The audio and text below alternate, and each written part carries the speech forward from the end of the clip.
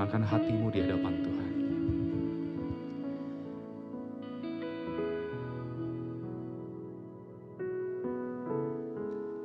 Kami mengucap syukur Engkau boleh memanggil kami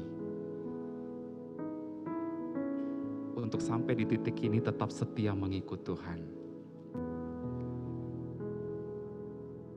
Ketika Engkau mendapati kami tidak setia kembali, Tuhan tarik kami kembali, melihat kembali akan salib Kristus, pengorbanan Kristus, kasih Kristus yang besar, sehingga pada akhirnya membuat kami sadar untuk kembali dengan tekun datang mengikut Tuhan dengan setia. Hari ini kami akan belajar kebenaran firman Tuhan. Kami menyadari ada begitu banyak kegagalan-kegagalan yang sering kami lakukan di hadapan Tuhan. Hari ini kiranya kebenaran firman Tuhan dari satu tokoh boleh mengajarkan kami, melihat siapa diri kami di hadapan Tuhan, menilik setiap hati kami Tuhan, apakah kami mengasihi Engkau nantinya sampai pada akhirnya. Dan ketika Tuhan datang kembali, Tuhan dapatin kami adalah anak-anak Tuhan yang setia menjalani panggilannya. Hari ini berbicaralah kepada setiap kami karena kami sudah siap mendengarkannya. Dan berkati untuk hamba-Mu dengan segala kelemahan dan ketidakberdayaannya. Tanpa kuat kuasa daripada Tuhan, siapakah hamba-Mu ini di hadapan-Mu? Tanpa kelayakan, tanpa kasih karunia Tuhan, hamba-Mu tidak layak untuk melayani-Mu. Tuhan, layakkanlah sekali lagi di hadapan-Mu, hamba-Mu untuk menyampaikan kebenaran firman. Terpujilah Engkau Allah kami yang hidup, di dalam nama Tuhan Yesus, kami siap mendengarkan firman-Mu. Amin. Shalom saudara yang terkasih dalam Tuhan. Ya, saudara, hari ini kita akan sama-sama belajar satu bagian kebenaran firman Tuhan. Ya, kita akan belajar dari satu tokoh, ya, raja, yaitu Raja Asa, dan kita akan melihat 2 Tawarik 16, ayat 1 sampai dengan ayat yang ke-14. 2 Tawarik, pasal yang ke-16, ayat 1 sampai dengan ayat 14, nanti ini akan dibacakan oleh rekan kita Josephine. Silakan. Selamat pagi Bapak, Ibu, dan saudara-saudara sekalian. Mari kita bersama-sama membuka Alkitab kita. Dan pembacaan firman akan diambil dari kitab 2 Tawarik 16 ayat 1 sampai 14. 2 Tawarik 16 ayat 1 sampai 14. Pada tahun ke-36 pemerintahan Asa, majulah Baesa, Raja Israel, hendak berperang melawan Yehuda. Ia memperkuat Rama dengan maksud mencegah lalu lintas kepada Asa, Raja Yehuda. Lalu Asa mengeluarkan emas dan perak dari perbendaharaan rumah Tuhan dan dari perbendaharaan rumah raja, dan mengirimnya kepada Ben-Hadad, Raja Aram yang diam di Damsyik dengan pesan, "Ada perjanjian antara aku dan engkau, antara ayahku dan ayahmu. Ini kukirim emas dan perak kepadamu. Marilah, batalkanlah perjanjianmu dengan Baesa Raja Israel, supaya ia undur daripadaku." Lalu Ben-Hadad mendengarkan permintaan Raja Asa.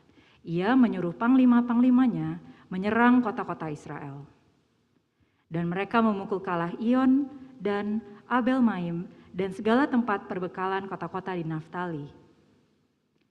Segera sesudah Baesa mendengar hal itu, ia berhenti memperkuat Rama, ia menghentikan usahanya itu.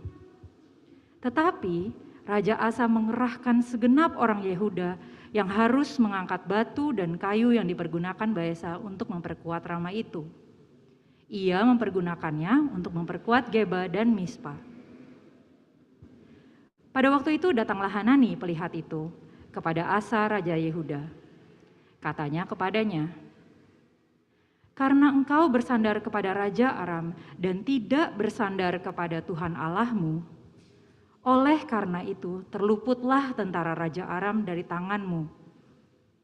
Bukankah tentara orang Ethiopia dan Libya besar jumlahnya, kereta dan orang berkudanya sangat banyak? Namun Tuhan telah menyerahkan mereka ke dalam tanganmu, karena engkau bersandar kepadanya.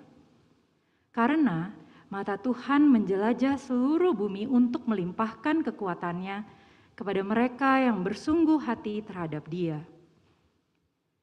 Dalam hal ini, engkau telah berlaku bodoh. Oleh sebab itu, mulai sekarang ini, engkau akan mengalami peperangan. Maka sakit hatilah Asa karena perkataan pelihat itu, sehingga ia memasukkannya ke dalam penjara, sebab memang ia sangat marah terhadap dia karena perkara itu. Pada waktu itu, Asa menganiaya juga beberapa orang dari rakyat. Sesungguhnya riwayat Asa dari awal sampai akhir tertulis dalam kitab Raja Yehuda dan Israel. Pada tahun ke-39 pemerintahannya, Asa menderita sakit pada kakinya yang kemudian menjadi semakin parah. Namun, dalam kesakitannya itu, ia tidak mencari pertolongan Tuhan, tetapi pertolongan tabib-tabib. Kemudian Asa mendapat perhentian bersama-sama nenek moyangnya. Ia mati pada tahun ke-41 pemerintahannya dan dikuburkan di kuburan yang telah digali baginya di kota Daud. Mereka membaringkannya di atas petiduran yang penuh dengan rempah-rempah dan segala macam rempah-rempah campuran yang dicampur menurut cara pencampur rempah-rempah, lalu menyalakan api yang sangat besar untuk menghormatinya. Ya, sampai sedemikian jauh pembacaan firman Tuhan. Saudara yang terkasih di dalam Tuhan kita Yesus Kristus, hari ini kita akan bersama merenungkan ya tentang kisah daripada Raja Asa. Saudara, kita ini hidup seperti sebuah pertandingan, ya. Masing-masing dari setiap kita, saudara dan saya punya episode kehidupan sendiri-sendiri. Kita nggak tahu, ya, kita ini sudah masuk episode keberapa, ya. Ada yang nggak tahu? Ada yang tahu? Kita ini sudah masuk ke episode yang keberapa saat ini? Nggak ada yang tahu. Mungkin saudara dan saya baru mau memulai sebuah babak baru dalam hidup. Tetapi saudara, hal yang perlu kita renungkan dan perhatikan bersama adalah ketika kita ini mengalami sebuah kemenangan-kemenangan di dalam pertandingan kita, itu baik. Tetapi hal yang harus kita renungkan bersama, apakah pada akhirnya saudara dan saya mampu menyelesaikan pertandingan episode kehidupan saudara sampai garis akhir dengan baik juga. Nah, saudara yang terkasih di dalam Tuhan, kisah perjalanan anak Tuhan, ya, Raja Asa dalam 2 Tawarik 16, ini mengisahkan sebuah episode kehidupan seorang raja yang memerintah pada waktu itu. Dia hidup di zaman kerajaan siapa dikatakan dalam Alkitab? Kerajaan Yehuda. Saudara, sedikit sejarah. Mungkin saudara hari ini bingung, kok ada kerajaan Israel, ada kerajaan Yehuda. Bukankah mereka ini kerajaannya harusnya bersatu? Benar ya saudara ya? Nah, saudara yang terkasih di dalam Tuhan kita Yesus Kristus, waktu si Daud itu dan Salomo menjadi raja, kerajaan Israel itu bersatu saudara. 12 suku pada waktu itu. Nah, setelah Salomo mati, diganti dengan siapa? Diganti dengan Rehabeam. Ya. Lalu Rehabeam itu naik sebagai raja. Lalu saudara, pecahlah kerajaan itu menjadi 2. Ya. 2 kerajaan di atas, 10 suku di atas namanya kerajaan utara. 2 suku di bawahnya itu namanya kerajaan selatan. Ya, Yehuda dan Benyamin. Nah saudara, kerajaan utara punya kerajaan raja sendiri, ya. Kerajaan utara namanya kerajaan Israel punya raja sendiri. Kerajaan selatan Yehuda juga punya raja sendiri. Nah saudara yang terkasih dalam Tuhan, si Asa itu, Raja Asa, dia memerintah ya di kerajaan selatan di Yehuda. Nah saudara yang terkasih di dalam Tuhan, ketika masa pemerintahan Raja Yehuda, Raja Asa ini memiliki masa hidup ya, 2 babak dalam episode perjalanan hidupnya. Yang pertama, saudara, dia memulai masa hidupnya, pelayanan dan pekerjaannya itu dengan baik.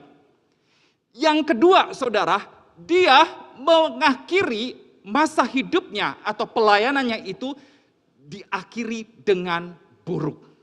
Nah, saudara, kita akan sama-sama pelajari dan melihat kisah itu. Saudara, kalau saudara perhatikan di pasal sebelumnya, mari kita coba buka di pasal 14 2 Tawarik. Ya, kita akan coba lihat bagian yang pertama, masa hidup Asa yang diawali dengan baik. Saudara, kalau kita ngelihat 35 tahun pertama Raja Asa itu dikatakan di dalam 2 Tawarik 14 ayat yang kedua, Asa melakukan apa yang baik, kemudian melakukan apa yang benar di mata Tuhan Allah. Saudara yang terkasih, dia menghancurkan patung-patung berhala. Itu yang dilakukan dia pada waktu itu. Dia menghancurkan kuil-kuil yang ada pada waktu itu, yang menjadi pusat penyembahan orang pada waktu itu. Nah, saudara, Asa membawa kembali rakyatnya untuk apa? Untuk menyembah kepada Tuhan yang benar. Tuhan yang memberkati mereka, Tuhan yang menolong mereka. Dan pada akhirnya, saudara, kita melihat ketaatan daripada siapa? Si Raja Asa. Dia adalah orang yang baik, orang yang benar di mata Tuhan. Maka Tuhan memberkati Asa, Tuhan melindungi Asa dan juga kerajaan Yehuda. Nah, saudara yang terkasih dalam Tuhan, Asa melihat kenapa ya kok bisa tiba-tiba ada patung, ada kuil-kuil. Pasti ada sejarahnya. Kenapa kok bisa seperti itu? Nah, saudara, Asa melihat dulu zaman pemerintahannya si Salomo, ya, praktek penyembahan berhala itu sudah ada. Sudah pernah terjadi, saudara. Dan pada waktu itu pemerintahan Salomo itu seperti membiarkan kejadian itu. Nah, karena waktu itu Salomo, ya sejarahnya nih ya, dia tuh pengen kerajaannya pada waktu itu tuh aman, damai, sejahtera seperti itu, saudara. Nah, ketika Salomo tahu ada kerajaan lain yang ingin menyerang dan mengancam kerajaannya, maka dia apa saudara? Dia melakukan sebuah diplomasi dengan kerajaan tersebut. Salah satu hal yang dilakukan adalah menurut para penafsir, dia menawarkan dan menyerahkan anak perempuannya ya kepada kerajaan yang mau menyerang tersebut. Dengan tujuan agar yang menyerang itu, kerajaan yang ingin menyerang itu membatalkan niatnya untuk apa saudara? Untuk berperang melawan kerajaan Salomo. Nah, saudara jangan tanya saya ya, anak dari istri nomor berapa, gundik dari istri nomor berapa. Saya kagak tahu, saudara. Nggak dijelasin seperti itu. Saya baca di tafsiran seperti itu, saudara. Jadi kalau kita tahu 700 istrinya, betul ya saudara? Kemudian 300 gundiknya. Coba kau hitung, dia ngawinin anak, ya dapat menantu, terus dia bawa berhala di situ udah berapa seperti itu, saudara ya. Jadi menurut para penafsir hal seperti itu terjadi dan tidak menutup kemungkinan budaya-budaya, agama-agama dari luar itu muncul dan masuk ke dalam wilayah daripada Salomo. Dan pada akhirnya dia nggak bisa kontrol lagi. Ada berapa berhala yang datang pada waktu itu yang menjadi pusat penyembahan rakyat pada waktu itu. Nah, setelah Salomo mati, pemerintahan itu digantikan oleh Rehabeam dan Rehabeam pun ikut di dalam penyembahan berhala dan dia juga mengizinkan praktek itu dilanjutkan kembali. Nah, saudara, maka dari itu Raja Asa itu mendobrak habis-habisan penyembahan berhala. Dia hancurkan kuil-kuil itu, tempat penyembahan berhala, ya, dan memerintahkan rakyatnya pada waktu itu untuk kembali kepada Tuhan, menyembah Tuhan yang benar. Maka dari itu ketika Raja Asa mengatakan, ayo balik lagi kepada nenek moyang yang sudah yang sudah memimpin, yang sudah menolong, yang sudah menyertai akan setiap kehidupan masyarakat pada waktu itu. Nah saudara yang terkasih di dalam Tuhan, maka dari itu ketika Asa taat, dia melakukan apa yang baik, apa yang benar di hadapan Tuhan. Tuhan menolongnya, Tuhan memberkati Raja Asa dan kerajaan Yehuda. Nah saudara, kalau saudara perhatikan, ketika Raja Asa memulai atau memperkuat yang namanya kerajaannya, dan ketika dia ingin melawan bangsa atau kerajaan yang lebih kuat, di dalam 2 Tawarik 14 ayat 1 sampai dengan ayat yang ke-15 dijelaskan saudara, ada kerajaan Ethiopia yang begitu kuatnya. Dikatakan dalam Alkitab 1 juta orang seperti itu siap untuk melawan siapa? Melawan Raja Asa. Saudara yang terkasih dalam Tuhan, tetapi apa yang dilakukan Raja Asa? Raja Asa dikatakan di dalam 2 Tawarik 14 ayat 9 seperti itu ya, dan ayat 11, ayat 12 dia mengandalkan Tuhan. Sehingga ketika dia bersandar penuh kepada Tuhan, ada kemenangan di depan mata siapa? Si Raja Asa. Wow saudara, luar biasa sekali akan karya siapa? Karya Tuhan bagi si Raja Asa dan juga kerajaan Yehuda pada waktu itu saudara. Sehingga pada akhirnya membuat Raja Asa itu mengalami apa saudara? Kesuksesan demi kesuksesan. Di dalam pemerintahannya, di dalam pelayanannya pada waktu itu. Dapat pujian banyak dari rakyatnya. Kolega-koleganya semua memuji dia. Dan dia menjadi apa saudara? Orang nomor 1 pada waktu itu. Siapa yang gak kenal Raja Asa? Semua rakyat kenal. Dia melakukan apa yang baik, apa yang benar di hati Tuhan. Padahal saudara, Raja Asa hidupnya belum berakhir saudara.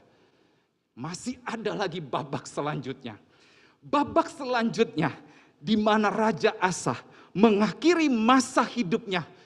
Diakhiri dengan apa saudara? Dengan sesuatu yang buruk. Makanya saudara kita masuk di dalam pasal yang ke-16 yang kita baca tadi saudara. Mari saudara kita balik lagi ke pasal 16 tadi saudara. Kita mau melihat saudara, di dalam 2 Tawarik 16 ayat 1 sampai dengan ayat 14 itu mencatat. Mulai tahun ke-6, 36 ya saudara ya. Mulai tahun ke-36, Raja Asa ya sudah mulai apa saudara? Sudah mulai menggunakan yang namanya kepintaran dan kehebatannya dia. Saat dia memimpin kerajaan siapa? Kerajaan Yehuda. Ada masalah yang terjadi pada waktu itu. Perhatikan ayat yang pertama saudara. Pada tahun ke-36 pemerintahan Asa majulah siapa saudara? Baesa, Raja Israel dari kerajaan utara tadi. Hendak berperang melawan Yehuda, kerajaan selatan yang kita udah jelasin tadi. Ia memperkuat Rama dengan maksud mencegah lalu lintas kepada Asa, Raja Yehuda. Saudara yang terkasih, di mana Raja Baesa, Raja Israel dari kerajaan utara hendak menyerang nih Yehuda ceritanya. Lalu saudara, Raja Baesa ini bekerja sama dengan siapa? Raja Aram. Raja orang yang tidak percaya. Yaitu siapa di situ dikatakan? Ben-Hadad. Benar ya saudara? Kalau dua kerajaan ini bersatu ngelawan si Raja Asa, wah cilaka saudara. Ya, bisa apa? Bisa kalah. Mulailah si Asa ini menggunakan kehebatannya, menggunakan kepintarannya untuk memikirkan bagaimana caranya melemahkan kerajaan itu. Lalu saudara, apa yang dilakukan oleh siapa? Si Asa. Nah, saudara yang terkasih di dalam Tuhan kita Yesus Kristus, perhatikan di dalam ayat yang kedua. Hal yang sangat parah sekali yang dilakukan oleh siapa? Si Raja Asa. Ya, untuk apa? Untuk membuat Ben-Hadad Raja Alam itu luluh seperti itu. Perhatikan ayat yang kedua. Apa yang dilakukan oleh Raja Asa? Ia mengeluarkan apa saudara? Perbendaharaan dari rumah Tuhan. Benar ya saudara? Apa aja yang dikeluarin? Emas, perak, persembahan umat pada waktu itu. Dan dipersembahkan kepada siapa? Raja Aram. Raja orang yang tidak percaya, namanya siapa? Ben-Hadad. Dan Asa mulai melakukan sebuah diplomasi. Dia ngomong nih sama Raja Baesa. Raja Baesa, ini upeti buat lu, kayak gitu ya saudara ya. Kalau gue bahasain nih, ini upeti ini buat lu nih, ada uang, ada emas, ada perak. Tolonglah bilang ke raja siapa? Ke Raja Baesa, untuk gak apa? Untuk gak nyerang kerajaan aku. Seperti itu ya istilahnya nih. Ini mulai main sogok nih orang ya. Biar apa? Biar mendapatkan keuntungan nih saudara. Dia mulai pikir otaknya, dia mulai pikir caranya sendiri seperti itu saudara ya. Agar apa? Dia bisa melewati yang namanya kematian pada waktu itu. Kalau gua kalah, gua bisa mati deh dengan kedua kerajaan yang kuat itu. Nah saudara yang terkasih di dalam Tuhan kita Yesus Kristus, akhirnya tergiurlah si Raja Aram ini dengan apa? Dengan emas, dengan perak, dengan uang itu. Lalu diambil, lalu dia ngomonglah sama si Raja Baesa. Raja Baesa, udah jangan diserang Raja Asa dan kerajaan Yehuda. Saudara yang terkasih dalam Tuhan, Raja Asa mulai lemah imannya. Ia mencari penyelesaian yang berbeda dengan apa yang Tuhan kehendaki. Dan ia tidak sadar bahwa tindakan-tindakan yang dilakukannya itu pada akhirnya akan membawa sesuatu yang menyedihkan di dalam kehidupannya. Saudara, setelah strategi dipikir aman dan dia aman dan nyaman seperti itu saudara, maka tenang hati sang raja. Perhatikan ayat 7a. Lalu datang siapa saudara? Seorang pelihat. Namanya siapa? Hanani. Saudara, pelihat itu negur nih si siapa? Si Raja Asa. Ayat yang ke-7a dikatakan, karena engkau bersandar kepada Raja Aram, tidak bersandar kepada Tuhan Allahmu, oleh karena itulah terluputlah Raja Aram dari tanganmu. Apa yang dikira baik menurut cara pikir si Raja Asa, sebenarnya itu keburukan saudara. Apa yang dipikirnya aku dapat keuntungan nih, ya. Si Raja Asa mikir seperti itu. Sebenarnya itu jadi satu kerugian yang fatal. Saudara, kalau kita berbicara tentang mengasihi Tuhan sampai dengan akhir, itu selalu berkaitan dengan Allah.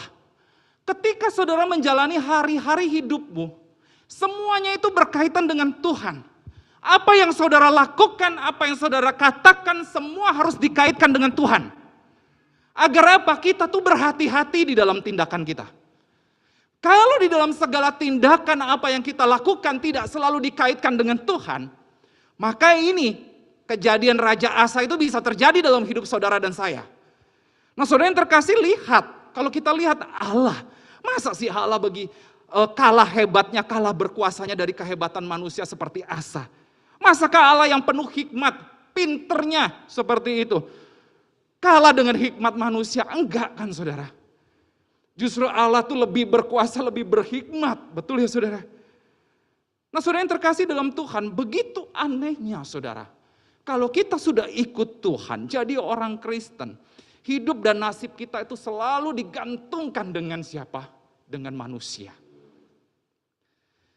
Saudara, saya nggak tahu berapa banyak di antara kita yang hari ini datang ke gereja ini, masih hidup mengandalkan otak, kepintaran kita, kehebatan kita. Padahal semuanya berasal dari hikmat dan kepintarannya Tuhan diberikan padamu.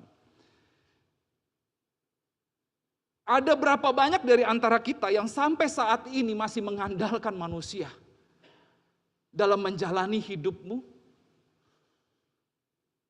Ada berapa banyak di antara kita yang masih seperti itu, saudara? Makanya untuk menyadarkan Raja Asa, Tuhan kirim siapa? Si Hanani. Tetapi bukan sadar, bukan bertobat, malah makin parah. Ayat ke-10 saudara. Teguran Hanani terhadap Raja Asa membuat pada akhirnya Raja Asa marah. Lalu si Hanani dijebloskan ke penjara, ya. Rakyat protes. Rakyat yang protes dianiaya sama siapa? Raja Asa. Makin parah ya saudara hidupnya. Saudara, itulah akhir dari kehidupan Raja Asa. Dahulu dia percaya kepada Tuhan. Tetapi dia mulai berbalik dari siapa? Dari Tuhan. Dia mulai mengandalkan dirinya, dia mulai mengandalkan yang lain. Seperti itu. Ia dulu raja yang baik, raja yang berkenan di hadapan Tuhan. Tetapi ia gagal mengasihi Tuhan sampai akhirnya. Dia gagal menyelesaikan perjalanan iman dan pelayanannya sampai akhir dengan baik, ya, dengan hidup berkenan kepada Tuhan. Tahun 41, matilah Raja Asa. Saudara, hari ini kita yang sudah percaya Kristus, kita itu menyandang sebuah status sebagai anak-anak Tuhan. Teruslah menjalani kehidupan saudara dengan sebuah kualitas hidup yang baik dan benar. Hingga akhir. Teruslah jadi anak Tuhan itu yang berkualitas. Teruslah jadi pelayan yang melayani Tuhan itu dengan kualitas yang baik. Kalau hari ini saudara bisa hidup saleh, bisa hidup benar, bisa hidup baik, belum tentu besok, minggu depan, tahun depan saudara bisa hidup baik, saleh dan juga benar. Kalau saudara hari ini bisa melayani Tuhan dengan baik, belum tentu minggu besok, bulan depan, atau tahun selanjutnya saudara bisa melayani Tuhan dengan baik. Saudara, jujur saudara dan saya butuh yang namanya kasih karunia Tuhan yang terus mendorong saudara dan saya, yang terus menguatkan saudara dan saya untuk boleh menghidupi keselamatan kita. Dengan apa saudara? Dengan sebuah pelayanan yang berkualitas, kehidupan yang berkualitas, yang baik, yang benar di mata dan hati Tuhan. Saudara yang terkasih di dalam Tuhan, hari ini saya ajak kita merenungkan dua saja.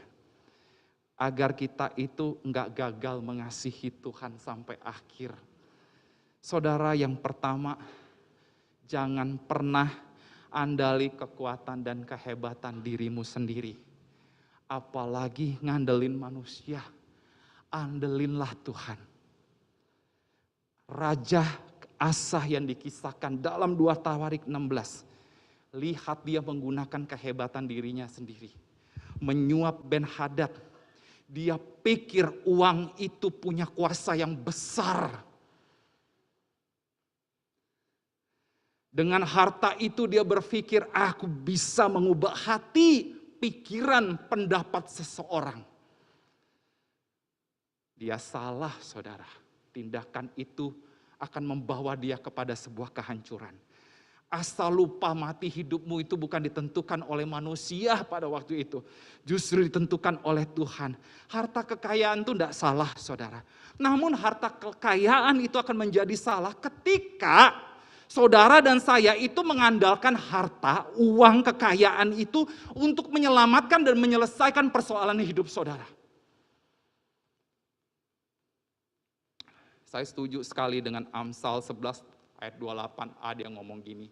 Siapa yang mempercayakan diri kepada kekayaan akan jatuh. Siapa yang mempercayakan diri kepada kekayaannya akan jatuh.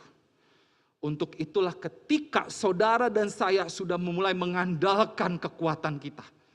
Entah itu uang, entah itu harta.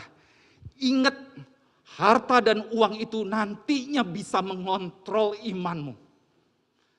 Kalau harta dan uang itu bisa pada akhirnya mengontrol imanmu, pasti kau gagal untuk setia sampai akhir. Harusnya iman itu yang membawa engkau, menuntun engkau kepada satu pengharapan di dalam Kristus. Amin, saudara. Iman itu yang harusnya menuntun saudara sampai garis akhir. Kalau harta uang itu mengontrol imanmu, habis kamu. Untuk itulah saudara, hati-hati. Siapa yang mempercayakan dirinya kepada kekayaannya akan jatuh. Saudara, untuk itulah kalau kita sebagai anak Tuhan, Mengandalkan Tuhan, hidup kita itu akan jauh berbeda. Mengandalkan Tuhan itu artinya kita betul-betul berserah, bersandar penuh kepada Tuhan.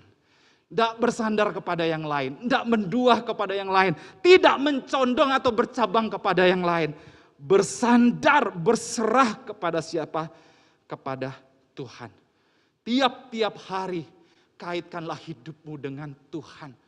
Pautkanlah hatimu, ikatlah hatimu itu dengan Tuhan. Sehingga imanmu makin teguh. Dan iman itu yang akan menuntun engkau sampai akhir. Tetap percaya dan mengasihi Tuhan. Yang kedua, saudara, jangan pernah namanya ngabain teguran, peringatan dari Tuhan. Kalau Tuhan izinkan ada sahabat teman yang ingetin kamu, kalau lu lagi salah, lagi gak benar di hadapan Tuhan, jangan cepet-cepet marah, saudara. Kadangkala kita begitu ya saudara ya, kalau ada sesuatu hal yang salah, ditegur nih sama teman, sahabat, padahal teguran itu membangun, menguatkan dia. Wah, kita cepat-cepat marah seperti itu ya saudara ya. Itulah kecenderungan hati manusia yang berdosa. Langkah yang harus kita lakukan, belajar tenangkan hatimu. Introspeksi diriku. Ya, perhatikan isi teguran itu, renungkan apakah betul yang dikatakan. Banyak belajar, banyak merenungkan. Jangan seperti Asa, ketika ditegur oleh si Hanani, langsung marah. Enggak ada satu ruang untuk dia introspeksi diri, tenang dulu. Bener enggak nih Hanani ngomong kayak begitu? Tapi dia langsung marah, bukannya sadar, bukannya bertobat, melainkan menganiaya rakyatnya. Saudara, ia masuk dan memfitnah Hanani, itu yang terjadi. Raja Asa menganggap sepi yang namanya teguran dan peringatan Tuhan. Sehingga Tuhan harus mengingatkan dia dengan derita pada sakitnya. Ayat 12. Hal itu harusnya saudara membuat Raja Asa berpikir mengapa semua ini terjadi.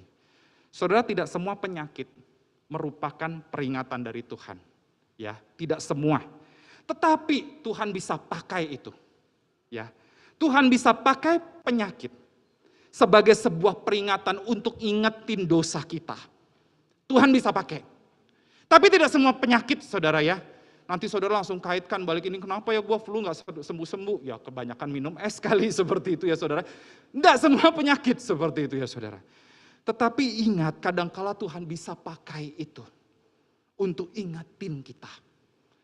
Nah saudara, ingatlah bahwa semua peringatan yang Tuhan berikan itu semata-mata merupakan tanda Tuhan tuh sayang sama kita. Amin saudara. Tuhan tuh mau balik, mau tarik kita kembali. Seorang anak muda saudara, dia seorang Kristen. Dia berasal dari keluarga menengah, hidupnya di Singapura. Dia punya impian besok kalau gede, ya dia mau jadi orang sukses. Dia ngomong saudara, kenapa dia ngomong kayak gini? Karena dia mikirnya gini saudara, kalau jadi orang sukses, dia berkeyakinan bahwa kebahagiaan itu datangnya dari kesuksesan dan kekayaan yang dia dapat. Itu moto hidupnya. Dari muda dia pikirin itu. Ya, kebahagiaan ya datang dari kesuksesan dan kekayaan yang aku nantinya raih. Nah saudara yang terkasih di dalam Tuhan, sejak muda ia sudah berprestasi saudara. Dia banyak mendapatkan koleksi trofi, dia menjadi murid teladan, dia sukses. Ya. Dia menyelesaikan studinya, dia masuk ke universitas yang ternama di Singapura. Ya, ngambil jurusan kedokteran. Itu salah satu tujuan dari dia waktu masih muda, saudara. Setelah lulus dia masuk ke spesialis mata. Tapi ketika dia belajar, saudara, dia nggak dapat duit banyak-banyak. Akhirnya dia masuk lagi sekolah spesialis kecantikan, saudara. Lalu waktu dia masuk ke sekolah spesialis kecantikan, akhirnya dia buat klinik kecantikan, saudara. Saudara tahu, itu sesuai dengan keinginannya, seperti itu, saudara. Dalam waktu setahun klinik itu jadi sukses. Dia meraup banyak uang pada waktu itu, saudara. Wow, saudara, masih muda, dia dapat duit banyak, dia kaya raya pada waktu itu. dalam dunia dalam dunia bedah plastik. Dia merupakan pelayanan pengalaman atau pekerjaan yang sangat menjanjikan ya dalam secara finansialnya. Dia nggak butuh waktu lama untuk menyelesaikan studinya. Ya, nggak perlu susah-susah cari obat untuk menyembuhkan penyakit. Tetapi yang hanya ia perlukan adalah teknik memperindah tubuh dan mempercantik para wanita dan juga pria pada waktu itu. Wow saudara, pasien silih berganti, ngantri rela mengeluarkan uang jutaan untuk mendapatkan penanganan dari si dokter muda itu. Saudara tahu siapa dokter itu? Abis ini saya ajak makan kalau saudara bisa tebak. Ada yang tahu? Dia adalah dokter tampan, Dr. Richard Theo. Saudara bisa googling di web ya, di internet, saudara lihat sejarah hidupnya. Saudara, Dr. Theo tidak puas dengan kesuksesan yang dia raih saat ini. Dia mencoba memperluas bisnisnya ke negara Indonesia. Dia datang ke Indonesia, saudara. Waktu remaja, dia itu tergila-gila dengan yang namanya mobil Ferrari. Akhirnya dia beli mobil Ferrari, saudara. Terus dia ikut klub mobil mewah pada waktu itu. Canggih banget si dokter ini. Udah keren, udah kaya, punya mobil Ferrari. Siapa wanita yang tidak suka? Bener gak saudara? Bener ya saudara? Udah sukses, keren, dokter kecantikan, dia bisa permak saudara yang keriput jadi muda lagi. Seperti itu saudara. Mau kagak? Wah, seneng banget saudara, gak usah pakai make up, alis sudah disulam seperti itu ya saudara ya. Asik seperti itu saudara. Nah, saudara yang terkasih di dalam Tuhan, masa kejayaannya di usia 39 tahun, menjalani hidup sebagai dokter ahli kecantikan, membuat penghasilannya terus bertambah. Saudara yang terkasih dalam Tuhan, tahun 2011, Dr. Theo mengalami sakit punggung. Bagian punggung. Dia berniat memeriksanya, kemudian saudara, ia terkejut ternyata ada masalah di sumsum tulang belakangnya. Selain itu saudara, karena dokter Theo ini perokok juga, hasil scan lain menemukan ternyata dia ngidap paru-paru stadium 4. Dokter mendiagnosa dia hidup 4 bulan lagi. Saudara waktu dia dengar itu, stres ya. Baru 39 tahun, belum menikmati harta kekayaan, hidup 4 bulan lagi di dunia ini. Saudara yang terkasih di dalam Tuhan, Dr. Theo itu seorang Kristiani, tapi tidak pernah ke gereja, tidak pernah baca Alkitab. Tapi dia punya teman-teman orang Kristen seperti itu. Dr. Theo itu pernah ngomong, kenapa? Pernah ditanya, saudara, kenapa kamu mau jadi orang Kristen? Terus dia jawab apa? Karena di Singapura pada waktu itu lagi tren jadi orang Kristen, jadi aku ikutan. Itu benar-benar waktu wawancara dia ungkapkan seperti itu. Saudara, Dr. Theo itu punya kesombongan yang luar biasa. Dia mendapat segala usaha kerja kerasnya selama ini bukan karena bantuan daripada Tuhan. Makanya quote dia, saudara, dia ngomong gini, jadi siapa yang butuh Tuhan jika kita bisa memiliki apapun? Artinya apa? Kalau kita bisa beli apapun di dunia ini, ngapain kita butuh Tuhan? Kalau kita bisa usahakan dengan tangan kita bisa raih dengan cara kita, dengan tangan kita, ngapain kita butuh Tuhan? Saudara yang terkasih di dalam Tuhan, akhirnya ketika teman-temannya ngeliat seperti ini ya, quote seperti ini, dia sempat hampirin Dr. Theo. Dia ingetin lagi, balik dong, ingat Tuhan, hidup kita itu ada di tangan Tuhan, semua diatur Tuhan, ditolak semua sama Dr. Theo. Temannya datang ke rumah sakit, kasihin Alkitab, gue bacain Alkitab ya buat lu ya, gak usah, tolong buktikan Tuhan itu hadir hari ini. Kasih tahu aku kalau Tuhan itu betul hadir. Saudara yang terkasih di dalam Tuhan kita Yesus Kristus, akhirnya di satu titik, gak tahu caranya Tuhan, itu bisa ngubah hatinya. bisa mengubah pikirannya.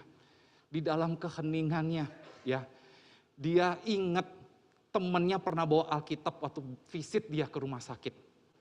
Ya, lalu Tuhan ingetin satu ayat firman Tuhan, tapi dia tuh nggak tahu karena dia tuh nggak pernah buka Alkitab seperti itu. Yang diingat di dalam otaknya tuh Ibrani seperti itu. Soalnya dia nggak tahu Ibrani itu di mana, ayatnya di mana.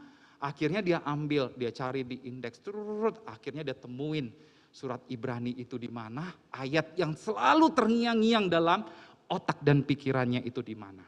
Kita baca bareng-bareng. Ibrani 12 ayat 7 sampai 8. 1, 2, 3. Jika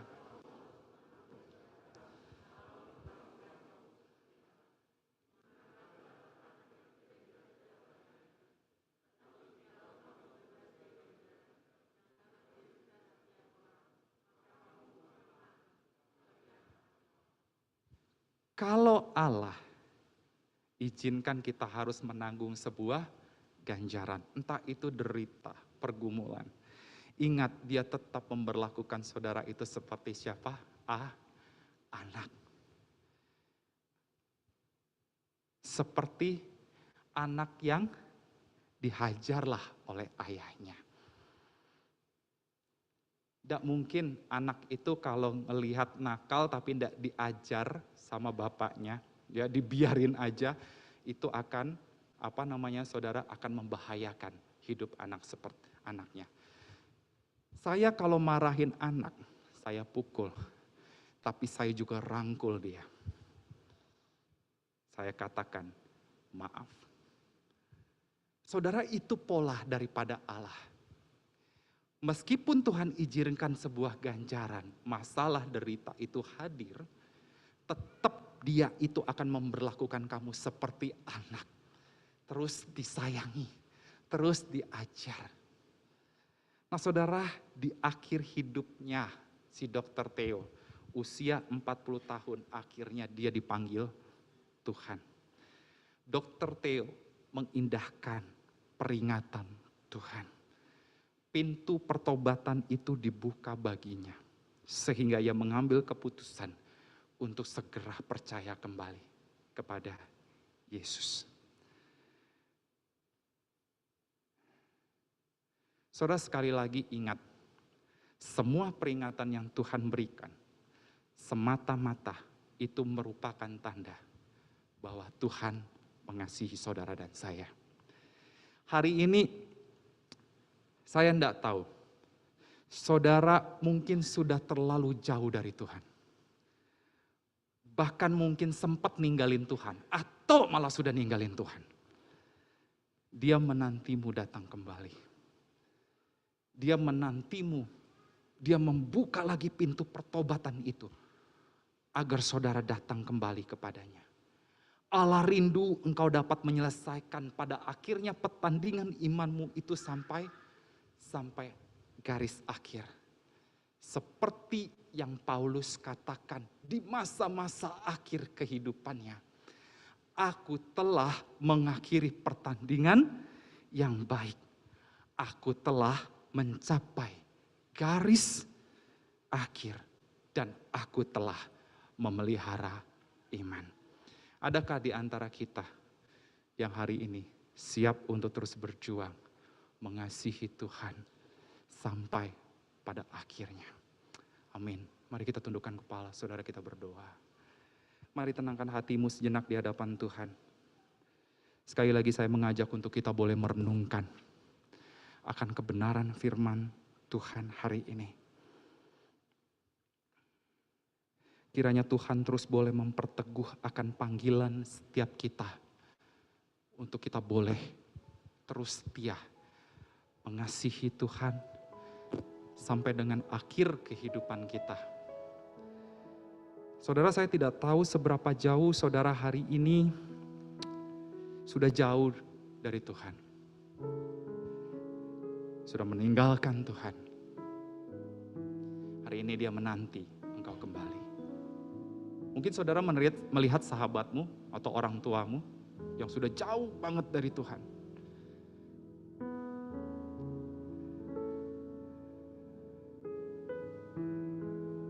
Hari ini dia menanti kembali.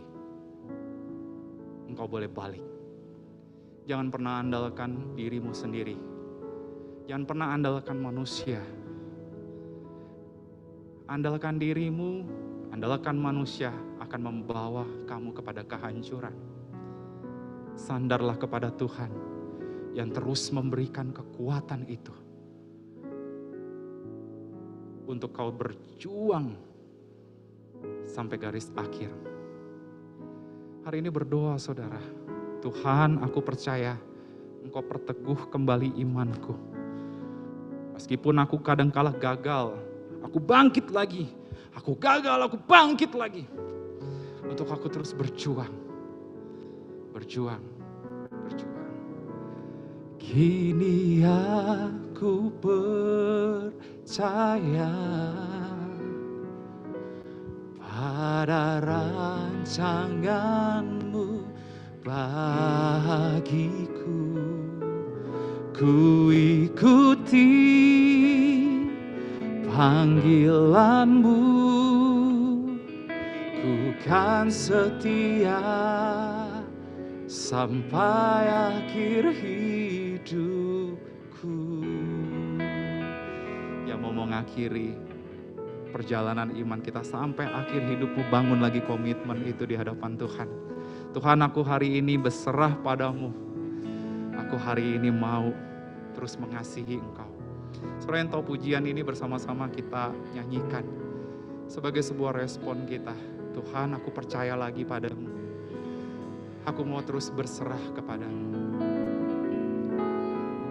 Tak peduli masa lalu, Engkau tetap memilihku. Ubahkanku, sempurnakan, jadi karya yang katakan ini aku percaya Tuhan. Kini aku percaya kepadamu Tuhan, tiada yang mustahil bagimu. Kuasa-Mu kuatkanku, dasarku mari bangkit berdiri, katakan kini aku berserah pada rancangan-Mu bagiku. Ku ikuti panggilan-Mu, kan setia sampai akhir hidupku. Tuhan, kami mau setia sampai akhir hidup kami. Kami tahu kesetiaan itu butuh sesuatu yang konkret dalam hidup kami. Kami mau memberi hidup kami bagi pekerjaan Tuhan yang berkualitas, yang baik, yang benar di hadapan Tuhan. Kami mau memberi hidup kami di tengah keluarga kami, di tengah teman-teman kami. Kami mau berbeda, kami mau baik dan benar di mata Tuhan. Tuhan, hari ini kami kembali datang kepada Tuhan. Sekali lagi kami mohon ampun kalau kami seringkali gagal untuk mengasihi Tuhan hingga akhir kami. Kami dengan gampang ninggalin Tuhan, ninggalin iman kami demi dunia ini. Hari ini kami datang tersungkur di hadapan-Mu Tuhan.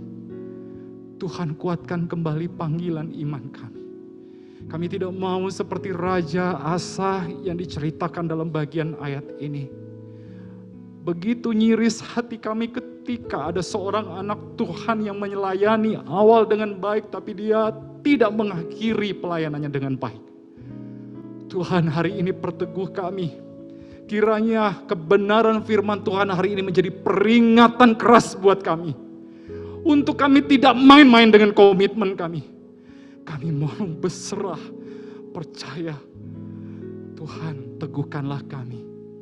Kami percaya kami menjadi anak-anak Tuhan yang terus mengasihi Tuhan hingga akhir. Terima kasih Bapa. Ini doa kami. Di dalam nama Tuhan Yesus kami berdoa. Amin. Silakan duduk kembali saudara.